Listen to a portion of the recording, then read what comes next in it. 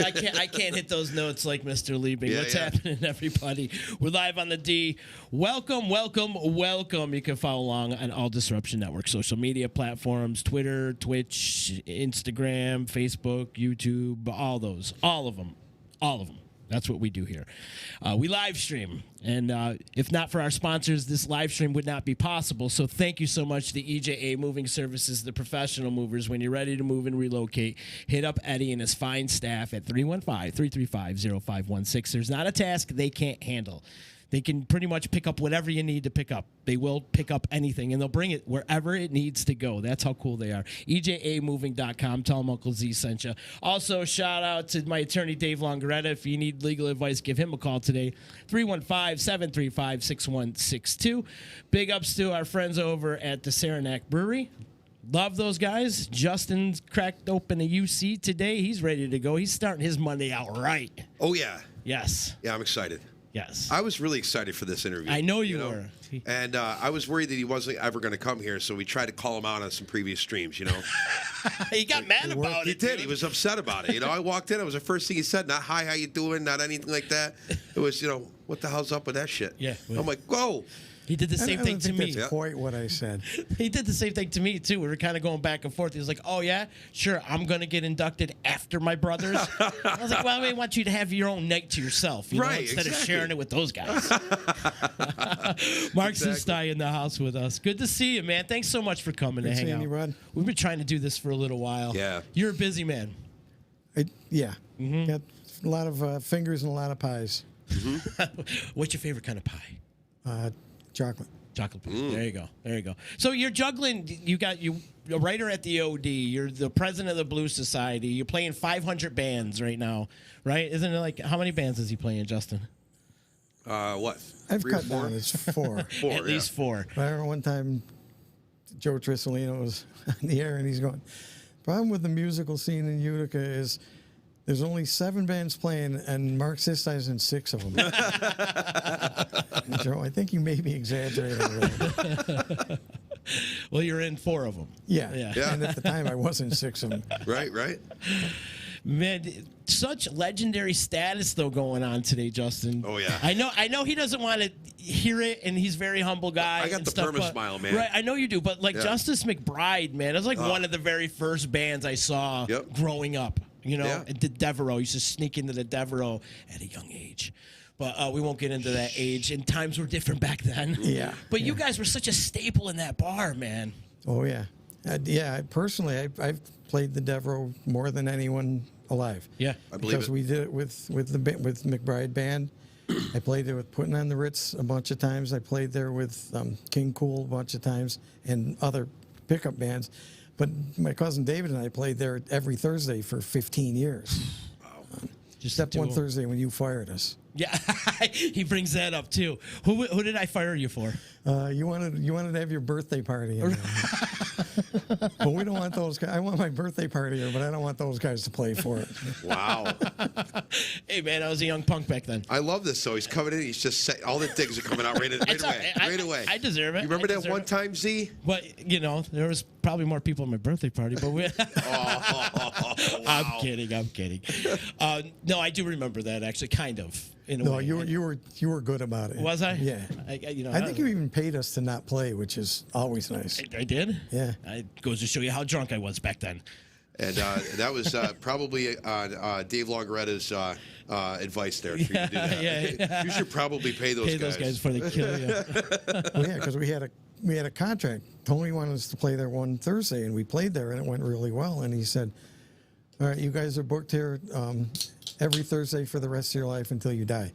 So we had a legitimate contract there. A lifetime contract, I know. It was written in blood, too. I was just going to say, was it written in blood? Because, that would probably... Eventually, right? A lot of blood was shed there. Yeah, I'm sure. Yeah, your DNA is all over the Devereaux. Yeah, in more ways than one, right? How many bar owners did you go through? I had a lot of blood in my alcohol system back then. Sure. How many bar owners did you go through over there? 3? 4? How many no, actually more. More? Yeah. Because we first played there when Matty Melnick owned it. And then Brian, Mark Antonio for years. Yeah, that's right. Brian did own it. And then Tony, and then What was after Tony? I forgot. Those the father and son. They don't. Oh yeah, Timmy, right? Yeah. Okay, and then it was a hipster joint. yeah. And then Tommy took it over for a while too. Yep. So I've outlasted it. And probably 6 owners there. Wow, Yeah. amazing. Most of the places we burned down. Really? Yeah. Oh yeah, we burned down. Probably 5 or 6 places burned down after we played there. Like the next day, it gets lit on one of fire or them- something. And I Insurance won't mention the scams. name, but we played there regularly, and we used to play there Friday and Saturday. And our road crew loved it because they didn't have to tear down Friday. Right. So they could drink as much as they wanted. So our road manager says, "So, Mr. X, we can tear it down tomorrow, right?" And he's going, "No, you better get it out of there tonight." And we're like, "Okay, why is that?" And go figure, the place burned down that night. Go figure. Interesting. We had a few of those I mean, I don't know that they were all suspicious, but I think we just got it, too hot. Yeah. Right. I think that's one of the reasons why if a bar owner ever says, you should probably back up tonight, Yeah. you just listen. You listen at that point. That's some Utica shit. Oh, yeah. Oh, yeah. He also had a collection of, I think it was like motorcycles in the basement of the place that somehow he had the foresight to move that week. Oh, wow. So he was pretty fortunate. Yeah. Yeah. He's probably happy he did that, too. He's like, oh, thank God he did that, Yep. And now he lives in Miami Beach, Florida. Exactly. He actually did for a while. Yeah. Did he? That was a guess. I don't know this guy. Anyways, yeah, so you burned a few places down. Yeah. Give me another one that you burned down. Was that you that burned down Shakers? No. Oh, No. I'm trying to think. I think there's 4 of them. I can't remember them now. I mean, there were so many places to play back then. It was such a different era. You try and explain it to kids nowadays that are playing, and they can't believe it's true. Yeah. No, that's true. It's like Trinkus Manor. My parents were there the night before, or the night it burned down. Orleans was playing that night that that burnt down. So really? Yeah. Oh, man. They were there that night, and the old Cash Bridge Inn Yeah. that burnt down. Crazy. Mark, I want to know about 4 Acres. You played 4 Acres Yes, a that was my bunch, next too? question. Was it? Yeah, it was. Wow, that's Absolutely. so weird. Yeah, played there a lot. People talk about what a legendary club and Oh, how many great people and national recording artists would come everyone through that talks about place. the national recording acts that played there, and that was an incredible part of it. But the main part of it was running music 5 days a week. Yeah. So local bands, you could play. You couldn't play there constantly, but you can play there enough to fill your calendar out. And there's no place like that now. No. But you talk about the national acts that came in. We were scheduled to open up for this southern rock band called Point Blank.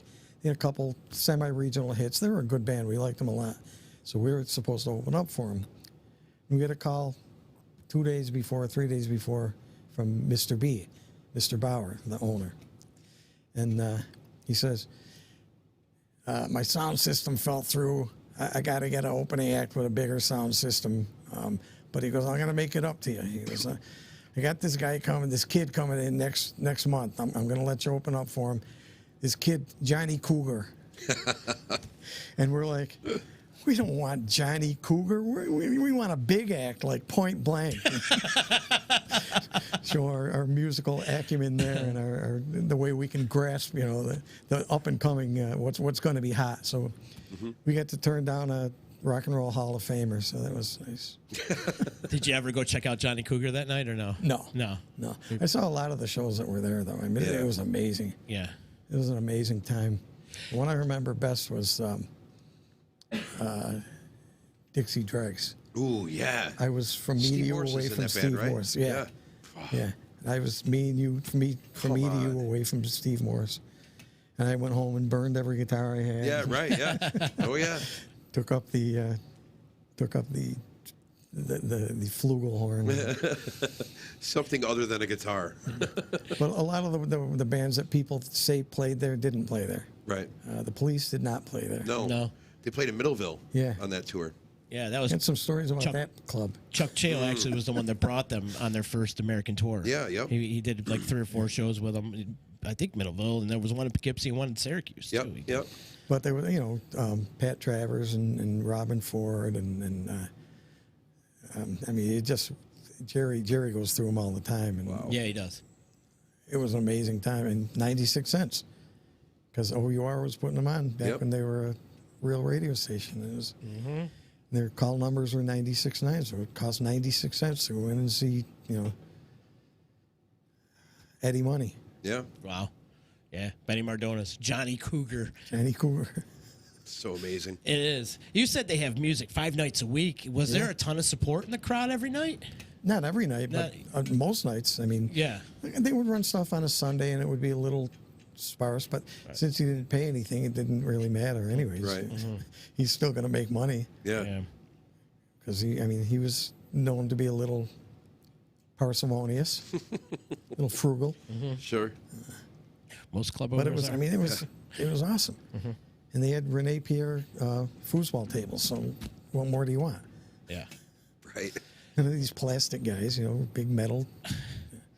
And there was very rarely any trouble there. Different times back then, for sure. Absolutely. I wish I got to experience the 4 acres thing. Yeah, definitely born in the wrong decade. I was. No I doubt. think we both were. You mentioned WOUR too. That was such a hot radio station back in the day. Like, you had your ears tuned to that radio station 24 hours. And if they said there's a big concert announcement coming up on Friday at 5 o'clock, you were in front of that radio Friday, 5 o'clock, to hear that, like, Ozzy's coming to the auditorium or whatever it was. You know, that was the thing. Yeah. And I remember we did an OUR night.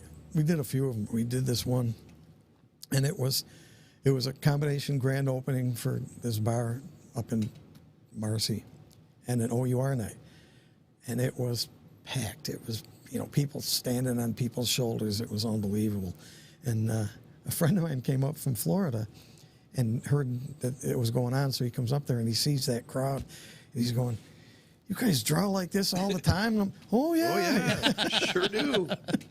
Yeah, I just got a message from my friend Tony Lamazzo. Night Watch, Jerry Crimmins, who's in our band, was in Night Watch, and they had a WOUR night, and he still has a recording of it from 4 Acres. Wow. Yeah. Yep. What did they record on back then? Like an 8-track type of thing?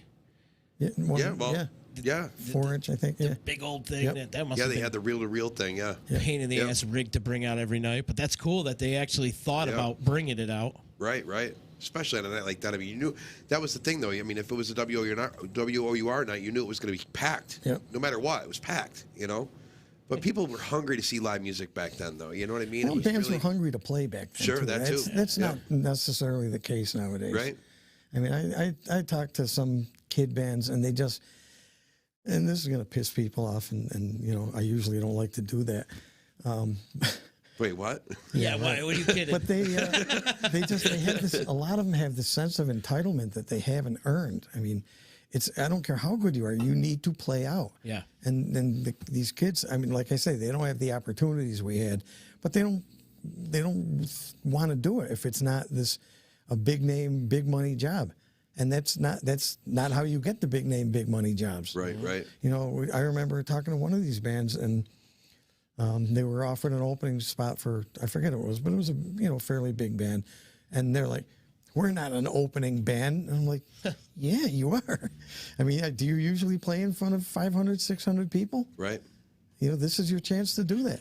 And if you're as good as you think you are, you'll get 200 fans out of those. Exactly. But that's how we all paid the dues growing up, though. I mean, you gotta cut we your opened teeth. up for anybody we could when we first started. I mean, because that was the whole thing, and it was great. The best part about it was when we did finally get gigs on our own, to see some of the people that were there when we opened up for other bands, like coming to watch us play. Yep. I mean, it makes you feel good because you're like, hey, I made an impression on.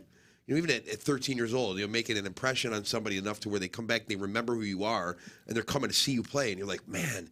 That's what gets you. You know what I mean? That's what brings you. Well, you guys, more than most bands, fans become friends. Absolutely. I mean, I have a bunch of friends that I've considered myself really close to that I only met because they used to come and see us play all the time. It turns into family. That's the one thing about you guys is it's one big family. Yeah. Yeah. I've noticed that with and all the bands that you've played with, whether it's Blarney Rubble or Yeah. Well, I Justice can't get McBride anyone or- to play with me but my family. Is that what it is? Yeah. I can't fire them. Don't play well with others. I got to circle back, by the way. Tony wrote me back, and he said that the OUR used to have a mobile recording studio, and I think Joey Triz talked about that when he was on, and he said they had a blind engineer mixing in it for them. I don't remember the guy's name. He said I think it was Bunky. Monkey, Bunky. I forget his first name. It was something Bunkfeld. Bunkfeld. I think that's who used to do it. Sounds like an engineer, doesn't it? I love all these old stories. Yeah. I do. Like, what's your engineer's name, man? Tom Bunkfield. Yep, sounds about right. I was listening to JJ French's podcast, from Twisted Sister. Has this podcast out right now, and I was listening to him, and I can't remember what guest he had on. I think it was Mike Portnoy or somebody, and they were talking about, for you to be established, you need to play like 1,000 shows underneath your belt. You need to get at least to even think about being somewhat of a professional musician. Sure. You need to get there, cut your teeth, pay your dues, and then 1,000 shows. Probably the best thing that happened to us was we borrowed money for our first PA system from a guy who owned a club. Oh yeah. So we were basically indentured servants until we paid that off. So we would play there, twice a week, 3 times a week sometimes, and you learn your ropes. You cut your teeth there. You learn what works live, what doesn't work live. Exactly. Must have been a big ass PA to be dragging around at gig to gig if it was coming out of a club. Yeah. I mean, it was small for the time. Yeah. But now I carry my PA in a Chevette. Yeah. It's a different time. Yeah, sure is. We got a Chevette reference. Yeah. I haven't heard that Love word it. since 1987. So I have something to bring up. One of my favorite things that I've ever heard, okay, because I know I wasn't like in the area when it happened, was you guys did a Jesus Christ Superstar performance. Now, did you guys actually perform the rock opera like it was like on stage, or did you do it like just to record it? No. In fact, the recordings didn't really even happen the way they should have. We kind of got known for doing full albums for our anniversaries. Yeah. We did, Dark Side of the Moon. We did The Wall. We did Tommy. Wow. We did Sgt. Pepper's. We did a bunch of them. Yeah. And we used to do a short medley of Jesus Christ Superstar stuff for Easter.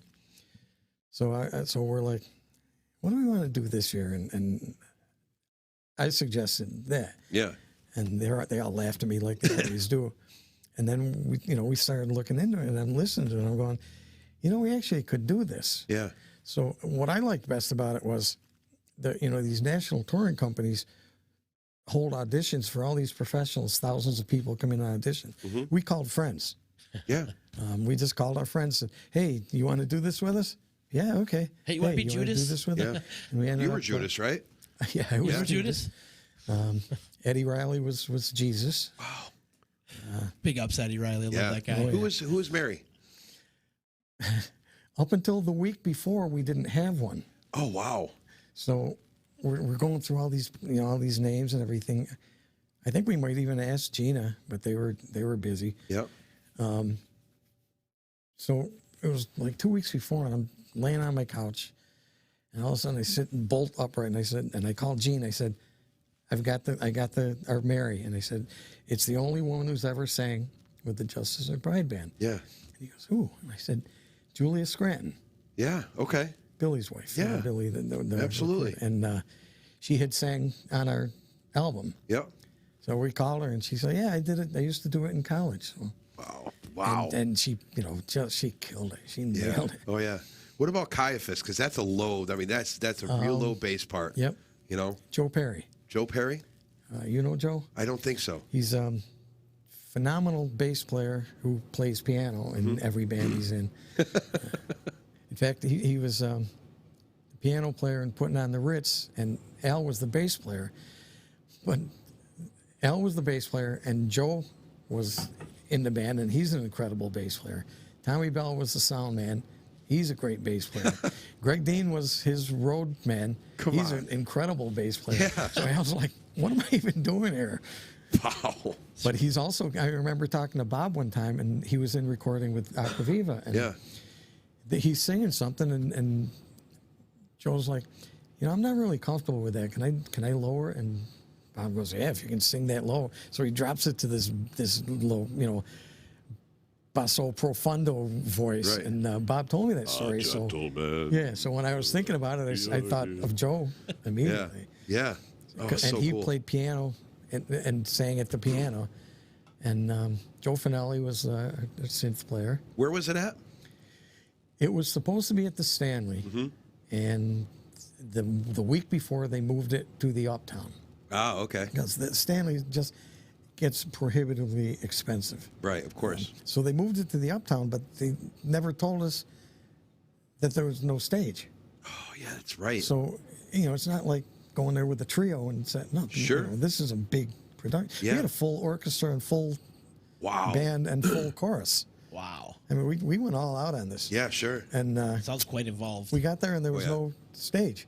So so we all spent the morning just cobbling together a stage and cover it with a skirt. So it looked like there was a stage there, but it was actually just like a bunch of 2x4s going here and here. And if you misstepped, you had just gone to the floor. Yeah, sure. So we had to consider that in addition to everything else. Oh, man. But we did it with a full chorus. And I don't know if you've done like musicals where you Yeah. have to pay for the thing. Yep. You get the score like 2 days before the show. And we had to rehearse for like Sure. 6 months. You're doing the best you can, like learn it by ear, yeah. Well, I wrote all the parts out. Oh, jeez. But I was working 40 hours a week, and I was working in the valley, Yeah. so I would listen to it on the way to work with a scratch pad, the staff paper Sure. next to me, and I'd be driving, writing while I was driving. Right. But when we got the score, most of the parts were pretty accurate. Sure. Yeah. That's good. I think Monk might have helped me with some of it. Sure. Just yeah. I would bring it over and say, "Is this anything close to what I want it to be like?" Right. So all that preparation and the 6 months of rehearsals day. and whatnot, one day? We did one. Well, dress we did rehearsal, one show. one day. We did one show. Wow. So how did it come out? It was Oh, phenomenal. it was incredible. Yeah. Absolutely It incredible. was- You posted it once. I forget when Yeah. it was that you posted. Usually every Easter, I'll post Yeah. like maybe 3 or 4 songs from it. Yep. And this is just a recording from the audience, and it just I would put it up against. I mean, I've seen Superstar I think 5 times. Yeah. I'd put it up against any of the ones I've seen. Wow. It was Joe unbelievable. and Jose saw Superstar at the Stanley when Ted Neely came. And Ted Neely is probably the greatest Jesus that there ever was. Well, as far as the longest standing, I Well, should say. I was gonna say, Ian Gillan did it, and he did phenomenal, of course. Yeah, but he should be the best but- because Al pointed out he played Jesus longer than Jesus did. yeah, he did. Yeah, he Jesus did. was 33. Ted Yeah. Neely played it from the movie to Yeah. still now. Yeah. Wow. And he I guess they were walking down by the bowels of the Stanley or whatever, and they could hear him warming up for the show. And when we were kids, Ted Neely was like a rock star to us. We watched the movie 400 times. It was just like that's that all that funk like music that was it was Andrew Lloyd Webber, but he's writing rock funk music. I mean, it was great. And so we were hooked on the show, and just to hear them talking about how to hear Ted Neely warm up before before he's doing it, and he must have been in his 50s then, Yeah. late 50s, Sure. So I mean, still Yeah, I killing still it. lean towards Ian Gillan. Yeah, I've heard it. Carl Anderson, Murray Head is a toss-up for me. See, for me, Carl Anderson, full out for me. Murray Head did a great job. Don't get me wrong, but Carl Anderson was just the whole ending of Heaven on Their Minds. I mean, A lot of the stuff that he added. Yes. Well, the stuff that Ted Neely added too in Sure. Gethsemane. Yep. He does it quite a bit different than Ian Gillan, Yeah. and it all works. I tried out for a drama program when I went to Hartwick. I was 14, and I got to go to this 2-week program to do all music. It was like a music camp or whatever, New York State music camp actually. And for the drama thing, I tried out with Gethsemane, And I did it exactly like Ted Neely did. They're like, do you need the sheet music? I'm like, no, I got this. I'm good. Right. Let's go. Yeah, I think Eddie kind of combined the two. Yep. And Ryan Quinn did it. Yes, when he was did. In college. If you ever get a chance, go on to just go on to YouTube and type in Ryan Quinn Gethsemane.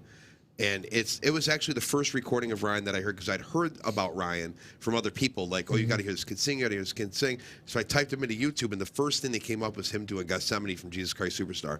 And I sat back in my chair. It was like that commercial for the old speaker commercials where it's like your head's getting blown back like this. I was like, oh my God, it was crazy. He did such a phenomenal job. You know, he's funny because you know how high he sings. Yeah. But he was in a cappella, I think, quartet in college, and he was the baritone. Of course he was. Yeah. It's just not fun. That's not right. No, not at all. Checking over on Facebook, Jers is saying those Jesus Christ Superstar practices in the basement are some of her all-time favorite memories. Oh, wow. Yeah, we used to practice in Gene's basement. It had 30 people. I was just going to say, how many people would you have in that basement? Yeah. That 30, many, huh? Like, you know, 3 guitars or 4 guitars with full amps. You know, I think we only had the one drummer for the rehearsals. You know, 8, 10 people chorus. And then some of it would get rehearsed separately, like the chorus. I would work with them separately. But even then, you know, the chorus, I don't think anyone in the chorus was like a professional singer. They were just friends of ours who we knew could sing. Amazing. And I would just tell them, you know, pick the part that you hear where there's all these harmonies and sing that. And if there was one missing, I'd assign it to someone. But for the most part, just, you know, everyone would pick a different part. Yeah. Oh, amazing. Very involved, though. Yeah. Very involved. I would love to, you know, you should do like, because there's some stuff online now where you can do like pay-per-view streams of stuff. You know what I mean? And like, if you sold tickets for like, just to play the recording of that, I think that a lot of people would buy that. I would buy to sit there and listen to the whole show from front to back with local artists. I would do that in a heartbeat. I'd pay for it.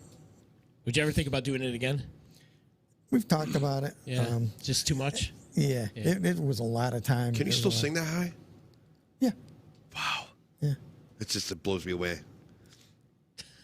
Yeah, it's funny because I remember when we went to see Joe Cocker, and this was just, you know, 4 or 5 years ago. Yeah. And he's like, he sings like he always sang, and we're saying, this guy's been singing for 60 years, and not just singing for 60 years, but singing like Joe Cocker for 60 years. And I went through the same thing when I went to see The Who, and this was in, you know, late 90s or so, so they were way out there. Oh, right. And Daltrey sounded like he was 16 years old. Amazing. And it started out, and he was kind of rough, and I'm like, oh, this is going to be painful. And then 3 songs into it, something kicked in, and he just, you know, and he did Love Rain on Me for their encore, and I'm like, all right, You had to get warmed up, huh? Yeah. Yeah. Same thing like McCartney, too. When Paul McCartney played at the Carrier Dome, 75 years old. He was, at first, same thing. At first, it was a little rough, and then all of a sudden, he found his groove, and you'd think he was 25 again. I think it's true, though. As you get older, you need those first couple songs to get warmed up, and it doesn't even matter if you do warm ups in the back or anything like that. Which I get up there never do. No, me either. I mean, I haven't in a 50-year career. Yeah, I mean, I should have. You know, but cigarette, beer, and a shot for me. That was my warm up. Well, I tell people our pre-show ritual used to be shots, joints. In that order. Lines. Now it's Metamucil, nap, and herbal tea. Right, yeah. Yeah, now it's you got how many guys you got with those steam things? You stick your head over like this, and the steam comes up. Who's got the Advil? Mike Morrow, our keyboard player, had like a zip up bag like this full of drugs, but like Advil, Tylenol, Aleve, like anything you can imagine. You want, you know, allergy medicine. I mean, it was like a pharmacy in there, and I'm like, what are we doing? Yeah, I mean, ours used to be a pharmacy, but in a completely different. I pharmacies in the 1800s. Yeah, I used to bring my briefcase with me, and you know, they would think it was like full of cords and tricks and pedals and everything, and I'd open it up, and there would be a pint of ginger brandy and a bottle of Pepto-Bismol. But you can't have one without the other. Those were the days, huh? Bunch of people checking in on Facebook, and if you are watching on Facebook, please click the share button. Help spread the word. Did you see what Pat wrote? What did he wrote? Pat's all the way at the beginning. You gotta read that. I'm sorry I didn't get to some of these comments, but Pat Orlowski saying Toast burned down Castbridge, the Dew Trip, and Shakers after the Toast played there. So I believe It's that appropriate. too. Mm-hmm. Right? Appropriate. They toasted it up, I guess, right? Yeah, I guess. But Little overcooked. The bars were a little over toasted. Shout out. That Superstar show was the highlight of a 50-year musical career until we did the Woodstock show at the Stanley. Oh, right, yeah. That just was. I wish I could have been a part of that. We ask you every time. I know. I really appreciate that. I really, really do. You have no idea. It's Well, like what we do is we look at your calendar, find out what day you're busy, and we schedule. you schedule for that day. I do it. I do it. We get the points for asking you. Yeah. You don't have to put up with you. Well, I was thinking, yeah, I was thinking for the. You notice I skipped over that, right? So now that the pandemic's here, I mean, we should do one now because I'm free. Yeah. I mean, nobody will be there, but won't make any money and nobody will be there. But the whole reason you're free is the reason we can't do that. the reason why I can't do it, right? Roscoe's saying Mark and the rest of the Sisti clan have been playing music longer than Jesus and Satan together. Great bunch of guys, excellent musicians. Thank you. Yeah. Thank you, Joe. Hope you're feeling better out there, brother. And Tim Moyer, our unofficial sponsor here. It's the first time now we've gone 27 minutes without mentioning his name.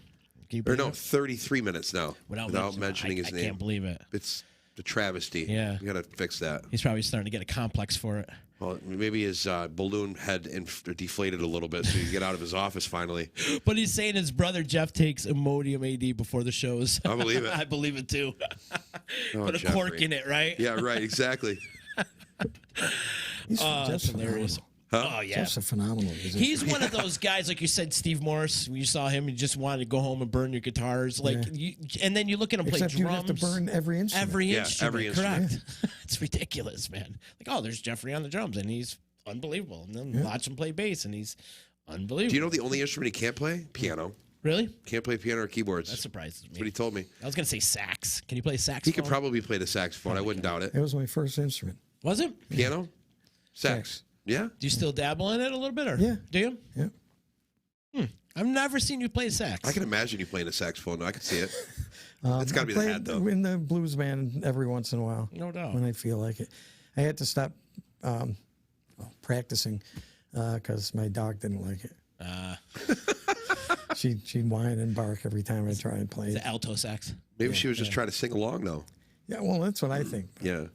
I want to talk about Libraires. How long has yeah. that outfit been going? The Allman Brothers tribute band. You guys It was supposed to be a one-time shot. really? Yeah, we did it at Tom and Vinny's place there over on Genesee Street, Captain Trips. and we just had a great time. I mean, that's just so much fun to play. Yeah. And it was funny because we didn't really play it all that well. I didn't think we made a lot of mistakes, but You mean the first time? yeah. Oh, okay. Yeah. But then you listen to their bootlegs; they made a lot of mistakes. Sure. Yeah. You have to. Right. You got to be willing to make mistakes if you're course. going to play that stuff. Especially in a jam band. I think that stuff's harder to play like jam band stuff because I mean you have to be able to be on top of your game with improvisation. Well, that's the thing. know? If you play in a Journey tribute band and you play what they played on the record, you did a great job. If you do that with the Allman Brothers, you're not playing the Allman Brothers at all because No, it's you won't probably the only time they ever played it like that. Sure. And I guess like the Dead would be the same situation. sure. You have to be enough in tune with what they did to play something that they might have played at some point. Right, right. You know, you can't go beyond what they would have played, but you don't want to just do slavish invitation either. Yeah. I mean, for me, it was the Allman Brothers, the Dead, Dave Matthews Band, like those. Like Dave Matthews, I think, was in the beginning of like the jam band phase as far as the '90s went. You know what I mean? Like them and Fish. Like kind of started that whole jam band thing. And like for me, it was like every time that we go to learn a song, like I will look for a good live version to learn because like. To me, like I feel like, especially as the recordings got later and later, like '90s, 2000s, they became more cookie cutter, more perfect. And you know what? I just don't. I mean, now they can make it where. I mean, I know Mutt Lange in the '80s did this trick with acoustic guitar when he would record it. he would record like instead like if someone's supposed to go blah da da da da da like and you'd hear the squeaks of the strings, right? So he'd have them do the first chord, fling, hold it out, then go fling, hold it out, and fling, and put it to a click track, erase all the string swipes, move them together, and you would just hear fling, fling, fling, fling, fling, with no string swipes. But it, I mean, it's perfect. Yeah, when we recorded with Bob, we recorded an album, my cousin and I, in '91, I think, and a lot of like slide sounds, and Yeah. we're like, did you want to take those out? Bob's like, no, you don't take those out. No, it's like it's supposed to be like that's. It's a guitar. It's what it does. You know what I always mean? thought Why would you want to take that out? When I first heard the Beatles on CD, and everything was so pristine and so perfect, and you know, Hide Your Love Away, that tambourine was in your room. It was just so. And then the more I listened to it, the more I realized something was missing. And what was missing was George Martin used to use the white noise as a studio instrument. Oh wow! And it all got cleaned up when it was digitized. Wow. The natural reverb in the room. Yeah. And just the Just anything. indescribable thing that Something dropped over in the corner, they would leave it in. Interesting. Wow, no doubt. Genesee Joe, our boy, is checking in, and he's saying one of my favorite Mark Sisti gigs was when he was playing at Watson Williams Elementary at 9 a.m. Can you elaborate on that one? it was funny because they were having a music in the schools day, so they asked all these different musicians and organizations to do it. So Joe and I went for the Blues Society because Joe was on the board of directors, and we talked blues and everything, and we played a couple things and everything. But that same week, a friend of ours' mother had died. Her father had died, so we went to the funeral. So Joe's like, so we were in a grammar school and a church in the same week. Wow. Yeah, that's not our usual hangouts. No, definitely not. Not our usual hangouts. Right. Yeah, I still, by the way, have not seen La Brea yet. What? I have not seen La Brea. The only recording I ever heard, there was one night. Now, you always do it with two drummers, or was it just that one time at Lucas? No, we used to a lot. Right, and, but and lately we've just been doing it with one. There was that one time at Lucas that it was Gene and Lenny, right? Yep. Okay, so you got G. Vos and Lenny Milano Sr. are playing the gig, right? And of course, I'm pissed off because I couldn't be there. Lenny Jr. was there, and it was, believe it or not, the very first time it's ever happened. Gene had Lenny Jr. come up and play his drums, and it was the first time the senior and junior ever played together on the same stage. Really? Well, we played at the Devereux one time, and you know, Allman Brothers are a family band. Yeah. We had Lenny and Lenny played together. Oh, they did? Okay. Gene and Jers played together. Yep. Daryl Madison and Miles Madison played together. My son played with us. Wow. So we had like 6 different, you know, child pairings there. That was fun. Well, maybe Junior forgot them because when he showed me this recording of It that might have been night, after. No, it might have been after the Devereux one. Really? You know, Justin, before I the might have dinner. been so fucked up that day, I probably forgot about it. That's Lenny. Junior. Junior. no, No, but and the senior is. that must have been a special The night. thing is, So the thing is, yeah, oh my God, everybody's got the Lenny, though. Everybody's got their own Lenny voice. Let me tell you oh yeah, something. Everybody and does. Lenny's story. Oh, yeah. We Lenny and I played in the first band that we both played in that actually got paid. Really? Oh, wow. What was that now? What was the Me, name of that band? Lenny, and Tim Bowler and Doug Bowler and Wow. It was What a band that must have been. you know we taped some things and I listened to it not too long ago. It was way better than it should have been at that age. Sure. How old are you at the time? We're High just school? out of high school, Yeah. yeah. But we were playing at this place in Rome, and we got a case of beer for the ride home. You know, because Rome to Utica is quite a drive. you know. Yeah. Right. 5 At people. least that's a case of beer drive. It's a case Yeah. of beer.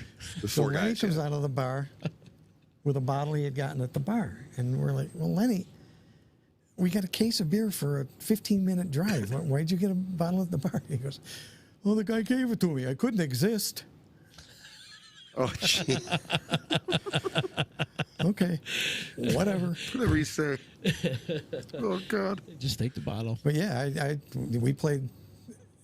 Lenny and I played and Tim and I played in high school together. Okay. And then after that, Doug and Tim and Lenny and I and another singer who shall go nameless.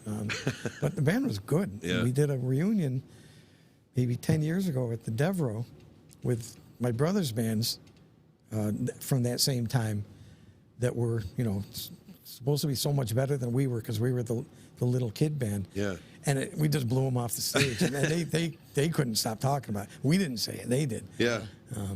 And I said something to Dan like, it's not a competition. And he said, not tonight it wasn't. At what point do you start playing with your brothers full time? Late. Later? Very late. Yeah. Probably David and I started playing in the duo in, 70 or late 70s, we'll say, or mid 70s. Mm-hmm. And then we added them to the duo. And that was the first time we'd ever played together. Oh, really? So it was, I was 30 years old, 25 years old. Dan and Al had played in a band together. Mm-hmm. And I think Dan joined one of my bands for like a month or so because they wouldn't let him play guitar in that band. No. He was just learning. He was. Oh, I gotcha. But yeah, that was late.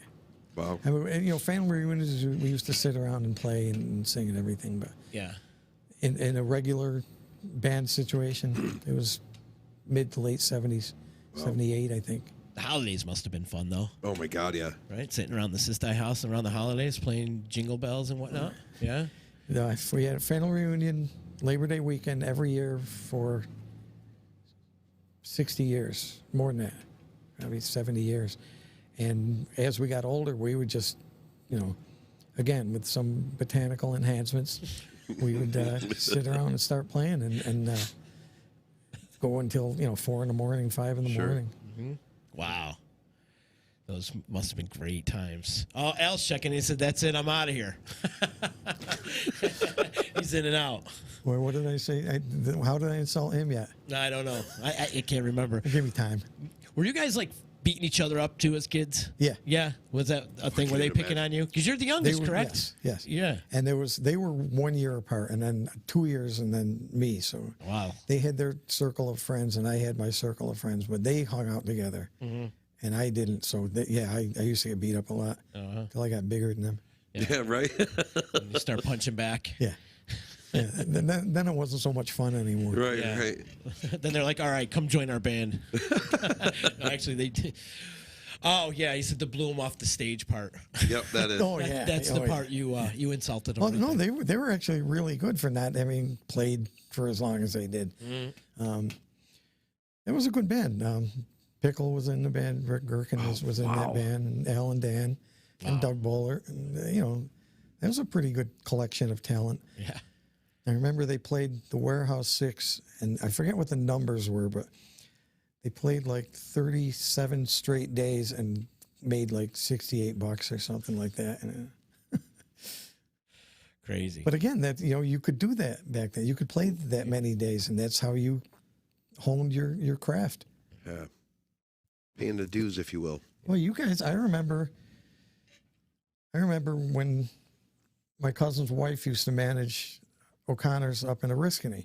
Oh And yeah. David used to tell me, you got to come up, because he used to go up and pick her up, and this young kid band would be playing there, and David would say, you got to come up and see these kids. They're really good. So finally I dragged myself up there one time, and it was these guys. And you weren't old enough to be in a bar. No. I was 17 maybe. Yeah. Yeah. Yeah, I was 17 then, because that was O'Connor's Keg and Kilt. Yep. Pat O'Connor, we crammed into this place. And you got to remember, come to find out, my wife was a hostess at O'Connor's Keg and Kilt really? when we played there. Like, that she how you was a met? host. No, No? we met much later, but she was a hostess there then. But anyway, so I swear the room that we played in was like, if the band is here, you're at the bar. That's how close we were, right? And it was so small. It was probably the size of this room. And we had to set up, the way we had to set up was our keyboard player would set up here, and then on each side of the stand was Jose and my amp. And then we stood next to each other like this. like with our instruments up like this, trying to get the mic as close as we could to each other, you know, and like we were in this like little tiny corner, and we had to play like that. We were all much skinnier then, and we just. Were you in the bar or in the dining room? We were in the bar. Because when I saw you, you were in the dining room. Oh, maybe we did play in the dining room before. But yeah, we were in the bar room, I think, for a couple times. But that's the kind of gigs you have to do. Sure, we loved it. We didn't think anything of it. You know, I mean, now I look back, I'm like, you really want to put us on a stage right now? I mean, like, look at me. I'm a star. No, but look at me physically. You really want to put me up there right now? Yeah. You know, the four of us might collapse the stage. I mean, really, think about this now. I love how every one of our guests has a Showtime as they were kids stories. Yeah. Well, yeah, but It seems like every guest has a story. I knew story about Jerry. I Showtime. knew Jerry probably 20 years before I met these guys. Yeah, oh yeah. Because with Night Watch, the same guy they were managed kids. both bands, and we were real close with them. Oh yeah. Yeah. Did you guys have a rival band back then? Was there a band that you like couldn't stand? And You know what? Because it was more probably- competitive back then. There was probably bands who thought they were rivals, but we never considered them rivals. Okay. It's like they're whatever. No, and because we were in the glam rock or the spandex rock circles, which is where you got a lot of that. Yeah. You know, we were in the southern rock and crossing over into the country rock circles, and those guys are all still real good friends of mine. Yeah. You know, people like George and Daryl and Daryl Madison and George Devaney and Eddie Rosenberg from Dust Devil and Dinger and Pickle. You know, so we were a much closer knit group than the bands I won't name. Yeah. I feel like it's like that now, though. You know what I mean? Like there's a lot more. I mean, I think that I'm glad that came out of that. You know, that the camaraderie between the bands prevailed and not the way that the glam rock was. Because there was like they see each other on a street and they'd fight or something. You know, it was something stupid like that. I mean, you know, I can't imagine like You're wearing the same fringe leather as me, yeah, man. exactly, yeah, I'm gonna fight you. yeah. But I like that you said that. It's more of a genre thing back then. You know, 'cause Yeah, right, maybe where it wasn't because competitive. like I say, I didn't hang even out pay with attention. them. But I feel like it was, and metal too. I think they were more. Every band sucks but mine. Yeah. Right, yeah. But now you look back, a lot of those bands are all friends now. You know what I mean? Oh, yeah. And that's funny because you get to a certain age. You're kids. Where was that one? There was a picture that Borgia put up at one point, and it was like all these guys together. It was like Visigoth, Luftwaffe, you know, like all these different bands, and there's like a member of each band just sitting there. And they're all like got their arms around each other, taking a picture. I'm like, man, you probably would never have seen that back in the '80s, like a picture like that. You know what I Right, mean? totally. I mean, maybe a couple of the bands are friends, and then a couple. I mean, it was like kind of like watching West Side Story, you know? You have a, I mean, there were certainly some bands that just thought they were all that. Yeah. Yep. And I probably shouldn't mention names, but I probably will. When we did a show at the Stanley, and it was a 3-band show, and it was Dust Devil and us and Todd Hoban. And, you know, Dust Devil played, we played, and then Todd Hoban and his crew was going around, like, clearing us from the backstage. Like, and we're like, dude, we put this show together, you know. Our manager was the one who put this whole show together and asked you to be here. Yeah. So I don't know. We just never. Maybe we didn't experience a lot because we didn't practice it a lot. Right. You know, Right. we wanted to be friends with everyone. Yeah. Which is funny because we're jerks. You guys know. We have no filter. We'll say anything to anyone. But the first time I met Bob Aquaviva,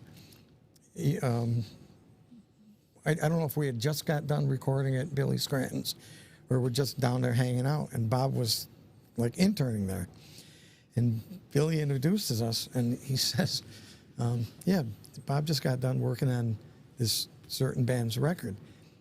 And I said, man, that record sucks. The first words I ever said to the guy. And Bob just started laughing, and he's like, yeah, doesn't it? He goes, they want to sound like they sound live. And I said, then you did a great job. Yeah, because right. They suck live. Yeah. And we've been great friends ever since. Sure. But it's probably not the way you want to like meet people. Some people might call it being an asshole. Other people call it being real. there you go. I'm going to You know? go with that one. Yeah. I'd go with that one too, definitely. Mark, the question has arrived. And now the question comes to you. Who would you put into the local music hall of fame if you were on the committee? I like asking the older generation this Well, he's question. going to say Mark Sisti and because put the mic down and walk Don't out. toot your own horn, You pal. guys left me out, so I got to get in. Don't toot your own horn. A lot of the old timers get left out. Yeah. Yes. I mean, I know Carmen and Rick get mentioned all the time, as they should. And Monk Row. I haven't heard anyone mention Sal Alberico. No? I think I mentioned him the first time when we first started talking about it. His cousin Rick is a phenomenal sax player. I also think, like the Rock and Roll Hall of Fame, people should be able to get in, like bands should be able to get in as a band. Yeah. Rhythm sections should get in as a rhythm section. You know, Lenny and Cremo Oh, my God. should get in individually, but they should get in as a rhythm section too. Yeah. Daryl Madison and Danny Porter. Yeah. Sean Peters and Phil Leone. I mean, these are guys that if these are the guys you can get, you get them. Right. Because they play together so much. They're one instrument. Right. And bands like, I wouldn't put in every member of the Frogs, but I'd put the Frogs in as a band. Sure. And obviously Paul, I'm Yeah, sure people have obviously. mentioned Paul. Oh, yeah. The Vinny and the Galimi Butchers. brothers. Holiday, yeah. I don't know if people have mentioned them. No, actually, you're the first. And, you know, you talk about like promoters and that kind of thing. People laugh at this, but Joe Gerace, Yeah. as a historian, as a local music historian, he knows everything. Yeah. I don't know if anyone mentioned Eric Thorngren. He was in Eric and the Chessmen. Eric and Yep. the Chessmen, and I think he was in the Brass Buttons. He was in, but he was one of these guys who was not only a really talented musician, but a phenomenal businessman. Yeah. So his Slivers was band's- in that band too, right? Slivers was eventually in it. In the band, yep. Guy I played with for a little while, Freddie Faccioli, Yeah, Freddie Faccioli. was in it for a while. Pretty much everyone who was playing back then was in it. I think Daryl was in it at some wow. point. Because Daryl's really old, I don't know if you can cut that out, right? He doesn't act like it. We're live, Mark. That's the whole point of live streaming, Mark. really We're does. live. We can't cut it out. But now he's a huge producer out in L.A., like very famous. Now, Eric and the Chessmen, were they all from Utica? Was that a Utica-based band, yeah. or just Eric was from No, Utica? no, they So were the whole from band Utica. was okay. They were before my time. Yep. Believe it or not, there was things before my time. So that's like way back with Moses and stuff. Yeah, but Oh, I did. gotcha. I did a story on. They had this great story that I had never heard. They used to drive to their jobs, and I know you guys know this because you read my column religiously. I do. But they used to drive this hearse with all their equipment and everything, and the guy drove off the road, and they went down this cliff, and the guy died. The sax player died, Oh, wow. Whoa. and a couple of guys never played again after that. Wow. But some kid had contacted me and said his mother, this guy's mother's, had the saxophone and was going to give it to him. And the guy wanted to play it at his recital, but it had to be repaired, obviously. So he was doing a GoFundMe thing to have it repaired. So I did a column on it, and he made enough money to repair it. I That's assume fantastic. he did. Awesome. Wow. But I never knew anything about that. And I was, I was just beyond that age. Right. I mean, I remember Sky Church and those bands, and they're really old. Yeah. Do you not remember that accident? No. No, you didn't know anything I about didn't even it know at what all. happened. Wow. Till that guy contacted me. And then I ended up contacting Eric, and he was really helpful. He was very willing to talk about it. Wow. I thought it might be a little painful for him, but Is he still in the area? he's in L.A. Is he? and you look him up. His resume is just phenomenal. Sure. Did he end up doing like studio stuff out there and stuff? Oh yeah. He's a producer and engineer. Wow, that's really cool. Very well known. Yeah. But a lot of the guys from here went out there and became very well known. For sure. Right, yeah. Frank That's for sure. Frank Briggs. Frank's probably the number one Yeah. drummer out there. Yeah. I mean, Frank is like the face of the lesson books. Yep. You're right. That's crazy. But he's another good example. I mean, 805 has to be in any local yeah. music hall of fame, but Frank should be in By himself. by himself. By himself, right? And of course, Cremo gets in with Lenny and individually and with 805.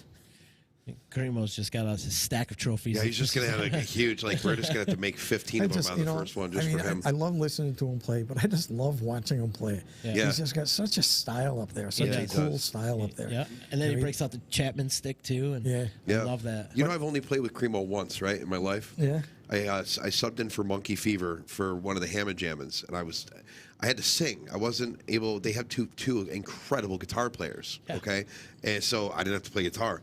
But here I am, all 265 pounds of me at the time, and I got to stand on the stage sweating my balls off, singing in front of these great musicians behind me, and without a guitar in my hand, so I felt really weird. But the first rehearsal I showed up to, Cremo had this bag. It looked like a bat bag. You know what I mean? And like, I'm like, what the hell's that? You know, he gets this thing out, and he's rocking like this, and get done. All of a sudden, he unzips it, pops out a fucking can of beer. Like this, puts it down. Like he brought his own bat bag filled with beer. I'm like, that's awesome. But I mean, it was to play with all those guys was just incredible because playing with guys that you grew up worshiping. It was like, and this was a very big moment for me when we played your alumni reunion at 12 North, and you guys got up and played with us. It was huge for me because it was like. It's the Sistis. I mean, it's like for me, like growing up, I grew up in the Valley. So, I mean, like musicians, old-time musicians in Utica were like, you'd be starstruck if you saw any of them. It was like, oh, my God, it's really them, you know? And so, like, being able to play with all you guys and share the stage has just been incredible. And any chance I get to do that, I really do. That was just fun. That was just pure fun. Oh, yeah. Yeah, it sure was. Definitely. I didn't want to leave, but they threw me off. Yeah. Yeah, they ended up throwing us off at the end too. I mean, because we could have played all night. We could have played all night. Because Lenny and Gene were both in those graduating classes, and Doug and Tim. I mean, if they were there, you guys so many picked up your musicians instruments again. Yeah, there was so many musicians there. I was like, why are we playing? I think Karen got up and sang with you. Yep. Yeah, that was such a fun night. It really was a fun night. We had never met you. I mean, I think I might have met you at O'Connor's, but. Yeah, it was like I mean, there was just something clicked immediately there. Yeah, with all you guys and us. Yeah, oh, definitely. Yeah, there was. I mean, it was like we had been playing together for a really, really long time. You know, like we had known each other. You know what I mean? The camaraderie was there. It was like we were instant friends. It was just like it's one of those things. But I really believe that music can do that with anybody. Really, you know what I mean? You connect with somebody musically, and it's just you're automatically a part of their family because you've connected on the highest bond that you possibly can as humans in the sense because. What's the most important thing to all of us, you know, to us musicians? The music. It's the most important thing. So you connect with somebody else that feels that same way, and you're just your family. It's just the way it goes, you know? It's the way I believe it anyway. I'm with you. All right. I'm with you there. I gotta say, since Jeff Moyer's never going to come in and be on the show. I was going to say you got a comment out there. I was going to read it. He does, but it says, he goes, one guy, Tope, just Tope. That's who he's got for his Hall of Fame. People forget Howard Needham, Howard Needham, who Tope learned from. Oh, go ahead, and I got a story after that. I don't know who Howard Needham is, so give me a little lesson here. He was a magician. He was a luthier, yeah. He was the one that taught Tope. Okay. Yeah. Howard Needham was. Is he still with us, or? What's that? Is he still with us? He retired. I don't know if he's still alive or not. Oh, okay. Well, Tope retired. I doubt he's alive now at this point. No, Howard. Believe it or not, the first time I'd mentioned this to Tope, he told me the story, and he's like, him and I were talking, and I'm like, you know, one day I'm like, how did you get started in this? Like, what made you want to do this? And he goes, he was like, I was over at that building over in Ilion. It's you got the face down. The fucking Marine Corps. Yeah, that's what he missed though. I was effing over at the that fucking Marine Corps building, and they fucking upstairs room. It was cold and and I'm like, which room? And he goes, well, I think maybe still there might be some fucking stickers up in the window, like Takamine sticker. You ever see anything like that? I go, we used to practice in that room. That's our room. That was our room. Like, we practiced in that room. So, like, you could still go up to the Marine Corps today, where we still practice, and I could walk you right down, and you could see the door where Tope learned his craft is right there. And I'm like, for me, I'm a material guy. Like, I get attached to buildings, like the smell of buildings and everything like that. So the Marine Corps has got a special place in my heart because it was the first place we ever practiced, So, like, every time I walk in there, that same smell hits me. But I can go to that door and go, man, like, what happened in that room? Like, like the skill that was taught in that room, the skill that was done in that room, So, but yeah, like you said, he worked on my Ibanez Artist. fucking piece of shit.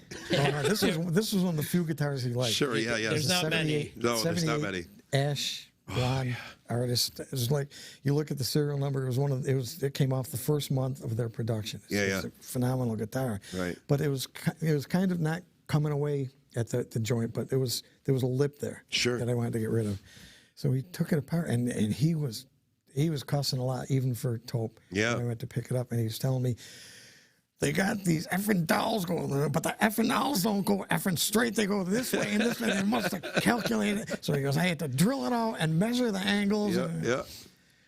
But it's, But it was perfect. Yeah, it holds its I was talking about him the other day, and it's like, you never had to go to Taupe and be like, okay, this is like how I want it to play. I want it to be this. I want it to be that.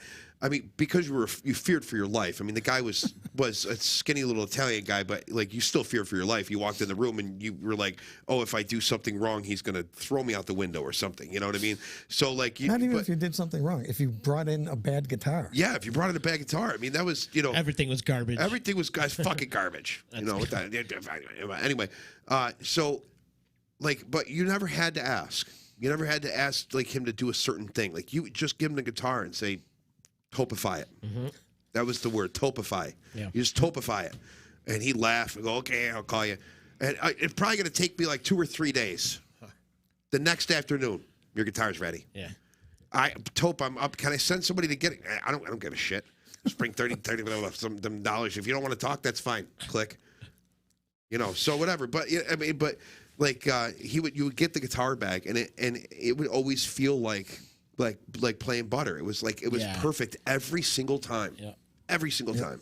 I got to tell my Taupe story. The first time I ever met him, I got a bass from trading out a case of Utica Club from the bar. And it was this Ibanez bass, and it needed some work done. So I bring it to Taupe. It's like, here, Taupe, can you fix this?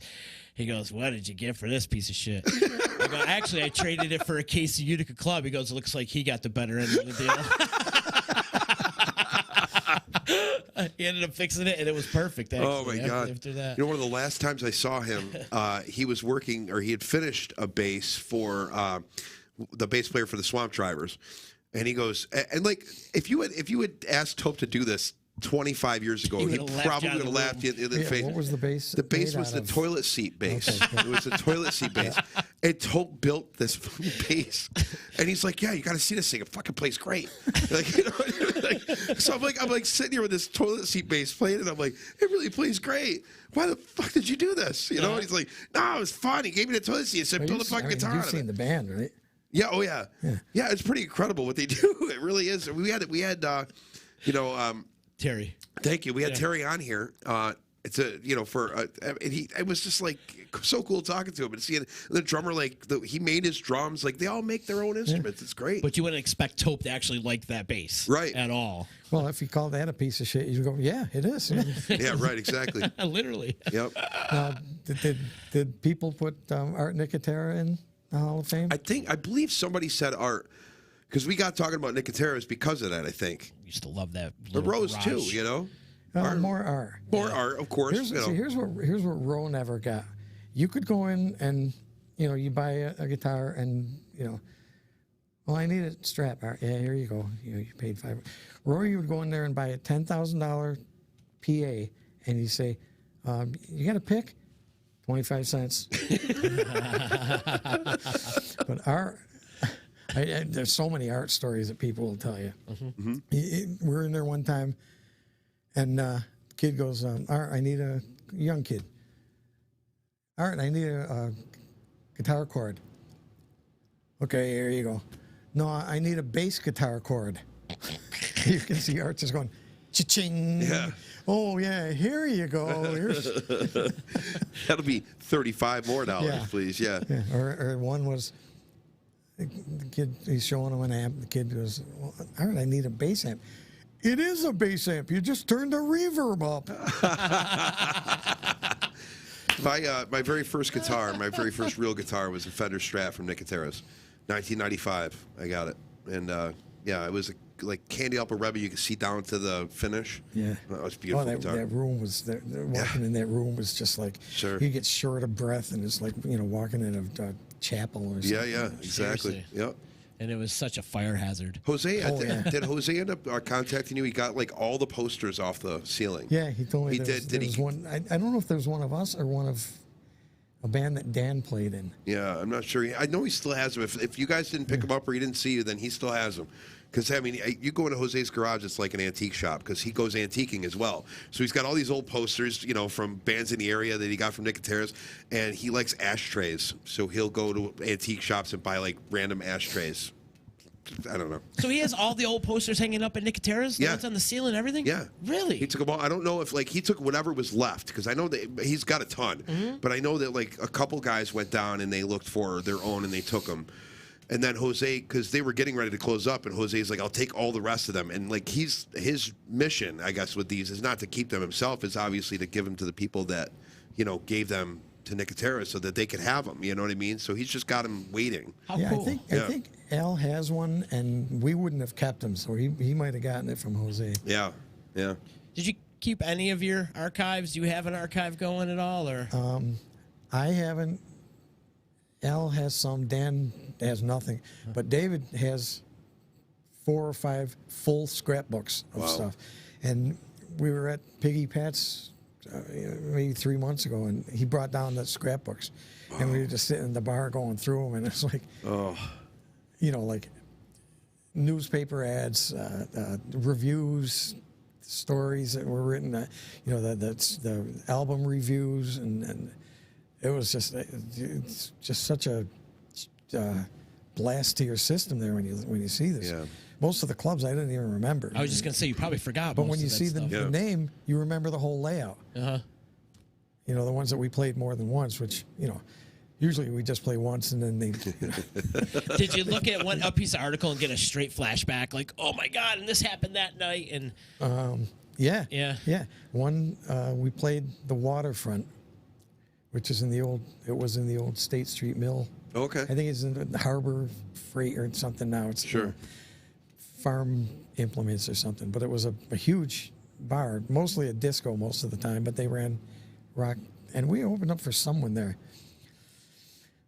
I think it was James Montgomery Blues Band. We opened up for him, and the article was in there, the ad was in there. And we got done with our set, and I just got done saying, thanks for coming up in a few minutes, James Montgomery, and turned around. And the minute I turned around, one of those huge light trusses came down, and right where my mic was, scratched my back. If we hadn't just finished our set, I wouldn't be here now. I would be dead. Wow. And those were And that heavy came- par cans back in the day. Yeah, too. sure. Yeah. And that was my memory of that one. Wow. Huh. Strange how that works. And then out. a lot of memories that we can't Yeah. talk about. Even though there's a statute of limitation. Right. And I can't even pronounce his last name. I'm not good with long Polish last Wadomski. name. Thank you. Amazing bunch of musicians. We really miss you all. Living on Seneca Lake is nice, but not much in the way of great music. And he's also calling you Little Big Man. Are you Little Big Man? No? Are you Little Big Man? Maybe I'm a little big man. I don't know. Could be. Maybe I'm a little big man. I don't even know. Thank you, Ed, for checking in, man. I know Yeah. Ed, he works with Joe Finelli a lot. Well, he did before he moved. Gotcha. Gotcha. Yep. Yep. The OD. You got to talk about the OD. You have an article you do weekly. Yep. What do you got featured this week? I don't remember. Now, is this something you do? Well, you know what happens is the deadline is 9 days before the article comes out. So I always get confused what's coming out what week and everything. Yeah. And of course, with the pandemic, there's so few things to cover that there'll be weeks when I don't have anything. Yeah. So what do you do in those When the weeks those when weeks? Yeah, I there's just tell them I nothing. don't have anything. Just nothing. Yeah, you just don't even put an article out. No. Interesting. Sad though. That really makes me sad. Yeah. Yeah, it doesn't happen often. Yeah. I mean, I've been doing it for, I think, 6 years coming up Okay. Yeah. in May. And up until the pandemic, I had never missed a week. And in the pandemic, I think I maybe missed 3 in the last year. But there isn't all that much new going around. No. Yeah, I know. And then for a while there, you couldn't advertise the shows that were going on. Right. Even if they were outside, you couldn't advertise, which Right. is just stupid. But I'm trying to think what is coming up this week. So do you plan ahead though? That's pretty much a thing that's you're booking try like to, months but in advance. I try to, and Genesee Joe will tell you this too, and you must have found it too. People are just incredibly lazy about promoting their music. You're right. I mean, again, I hate to be this get off my lawn kids guy, but we would drive hundreds of miles promoting a show, putting posters up in every college around. And now I put out a thing when I don't have anything coming up saying, if you've got a record being released, if you've got a show coming up, big show coming up, if you're a new band, if you're an old band with a new show, let me know.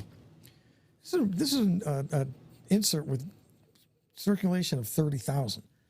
So you can have a full page article on your band that goes out to 30,000 people, and you don't have to write it. Not a you thing don't have to do back. anything. Not a thing back. But they'll spend 2 hours doing an event page to their 700 Facebook listeners. Yeah. I mean, And I'm glad you bring that me up. and Joe talk about that all the time. Social media is what made bands lazy. I Yeah. Oh, really yeah. do think it's what made them, because like you said, they can make an event or make a post and get it out there. But what they're missing is the footwork. Right. You know, they get hitting the ground running, getting up there, putting up posters, like you said, traveling all over and dropping off, even passing out flyers at other shows and whatnot. Right. But yeah, social media has definitely made the bands lazy. So I do have to search them out sometimes. What was last week's? You don't remember, do you? No, I don't. Because I did like 3 of them right in a row. Yeah. At the same, all at the same time. and Is I'm there not sure any which one's band out there coming blowing your head off though locally? Is there anybody that's like, hey, you got to check these guys out from some of these articles that you've done? Nothing. No. You know what I get all the time is these people want their CD reviewed, and I always tell them, make sure you want it reviewed before you ask me to do it. Right. I'll promote it. I'll say it's coming out. I'll describe it somewhat. But if you want it reviewed and I don't like it, or if there's anything about it I don't like, I'm going to put that in there. It's, that's what a review is. Exactly. And I had one guitar player in particular, like, really take me to task for it, and I just went off on him. Yeah. But so if you see an album actually being reviewed, it's really good. Yeah. Right. Gotcha. And I mean, you got most. The other thing is, most of these bands want to play their original music, which is great. Yeah. But so few of them have a full night of good original music. Right. And and they wonder why it doesn't sell. Well, because your stuff's not that good. For one thing, you don't work at it enough. You play a few chords, and it's worse with people who like sing well or play well because they rely on just the fact that they sing well. But the song itself isn't really that good. And I mean, on the other hand, you got guys like John and Jay Schnitt who come out with a different album every 2 months, and they're all incredible. They're all great music. Yeah. It's all great music. I mean, I did that singer-songwriter contest up at Unity Hall about 3 or 4 years ago, and Jay was in it. He ended up winning it. Did he? But I mean, the songwriting and that thing just ran the gamut from really, really good to just, why did you ever leave your bedroom? This is just crap. Yeah. And the fact that they can't tell the difference is what scares me. Right. Well, because there's not enough of you around. Okay, there's parents, there's people that because they're their best friend or because they're their mother or father, like that. The whole maybe you shouldn't do this, honey. That doesn't exist anymore. Now that's wonderful. What can we use to exploit you now so we can make you millions of dollars and in turn make us millions of dollars? Oh yeah, that's how it works. You know. Yeah, you hear like a kid like warbling at the kitchen table, and you're calling American Idol right away. Of course. Yep. Yeah, we used to have. Remember Star Search? We used to have that. Yeah. Ski Racer wants to know what Mark thinks of Justin's album. Can we get a review? Oh, stop. That's. Yeah. When's that album coming out? Listen, I'm trying so hard to do this Twitch thing, and it's taken up. I didn't realize. Great, bro. I didn't realize it was as much of a like with Facebook. You say I'm going to be live streaming such and such a time to such and such a time. You know, you live stream for an hour or two, and you're done until the next time you want to do it. With Twitch, there's so much involved. It's like a full-time job. I've been literally. My wife is like, "Are you ever going to get off that computer?" Because I'm literally the second I'm off of it, I'm like this and doing this and checking this and it's incredible how much work it is, and I love it. I love how much work it is. But of course, other things take a back seat, like writing any music. Plus, I effing hate writing lyrics because I can't do it. So I'll write music all day long, but I can't write lyrics to save my. It took me like 2 years to write lyrics to If I Fall. You know, I don't have time for that. I don't have time to sit there for 2 years trying to write a song. All right, send me your music. I'll write Okay. it for you. All right. Get that album done, son. I love it. Hey, Mark, if bands are interested in having either a review or you write an article about them, how can they get in touch with you? Best is email. It's MSIST and the number 1 at roadrunner.com. Awesome. It's at the bottom of all the columns. So if they can't remember it, didn't write it down. Yeah. Take advantage of it. 30,000 people circulation. It's like you'd be stupid not to take advantage of it. I'll talk to people. When you think of the size of the clubs around here, like I say, this is going out to 30,000 people. If you get 50 people, extra people going to your show, that's packing the place around here. Indeed. You know, people who know what they're doing, like Lenny, when he's got a new project coming up, never fails to tell me about it. Right. You know, you guys, I've done more columns on you guys than probably anyone. Yeah. Mike from The Bomb is always up on giving me new stuff he does. Yeah, Mike's a promoter, man. Yeah, he definitely sure knows is. how to promote his band. Oh, yeah. You'll see bomb flyers in the middle of nowhere, and like, why did you come all the way out here? But it's funny to see a bomb flyer all the way out in like the middle of Deansboro or something, sure. But he's out there doing it. Yep. Like he does the work, and you know what? Mike should probably teach a class. Yeah. To some of these Someone should. young kids, and Mike would be a good professor too. It'd be interesting. It would be I don't interesting. think anyone's going to come in and say, I didn't do my homework. Right.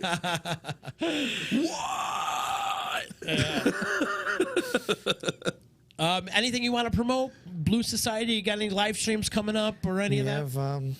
We got our virtual concert series. The next one is Uncle Charlie and the Meatballs. Ah, love those guys. Not this Wednesday, but next Wednesday. Yeah.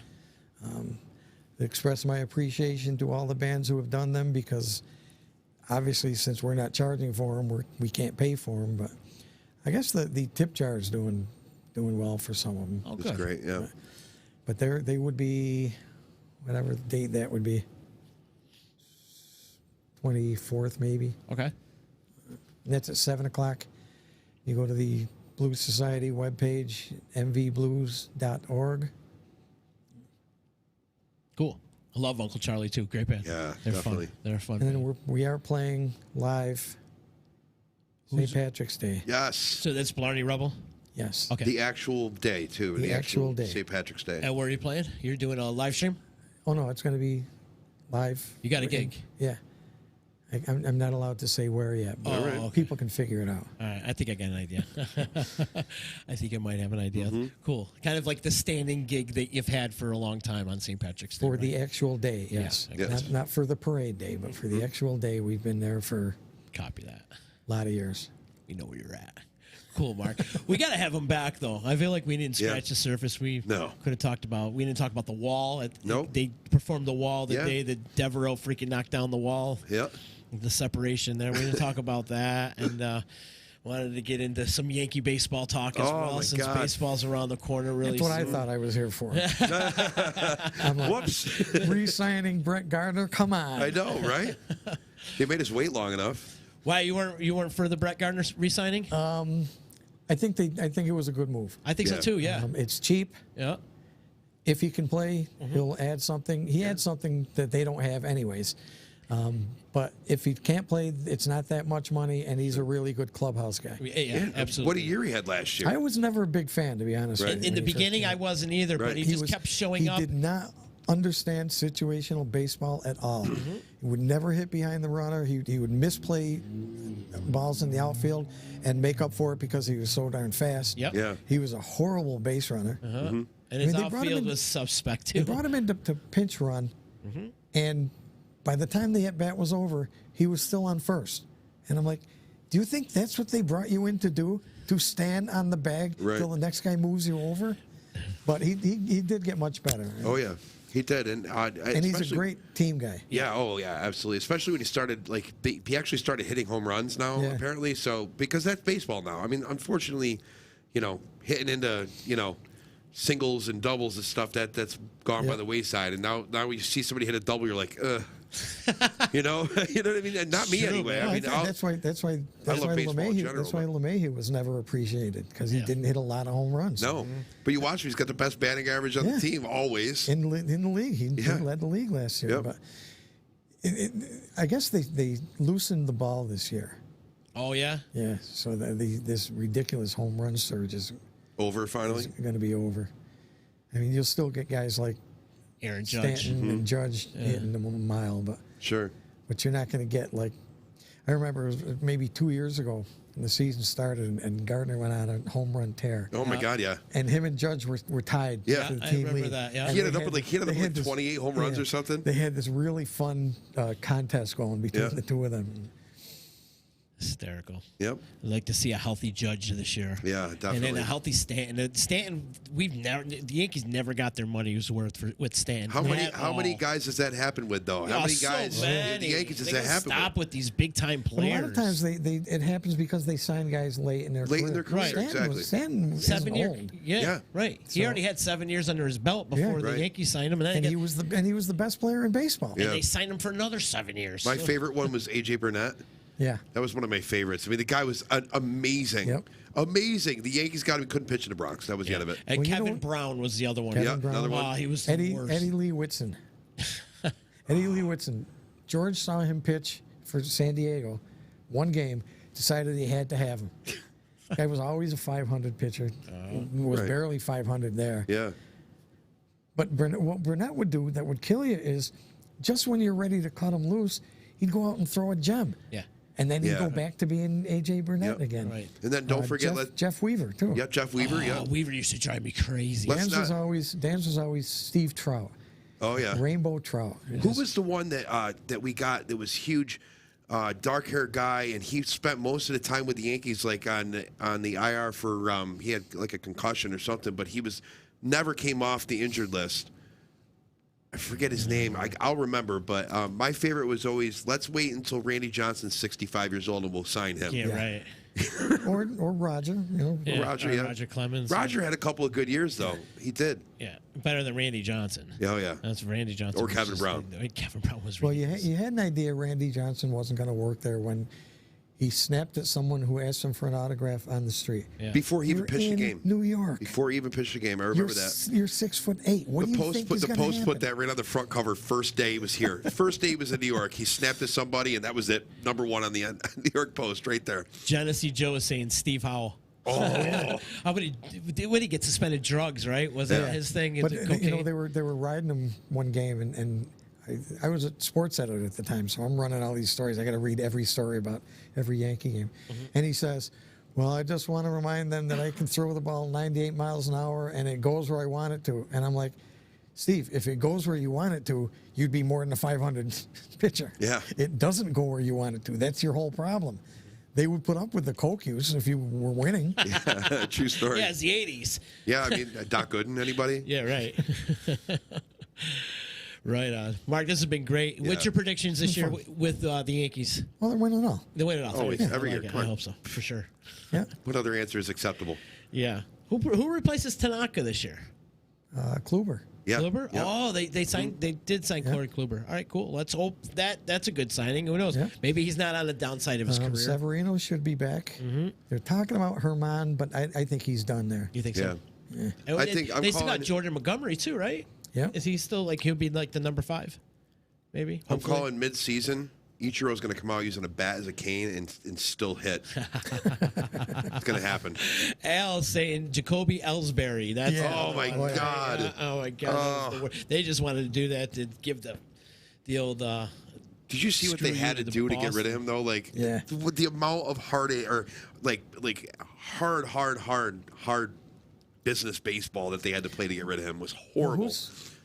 who is the Mets still paying, and they have a big day? Bobby Bonilla. Yeah, Bobby Bonilla Oh, Day. yeah, it's July 1st every year. Every year. They have to pay him $1 million.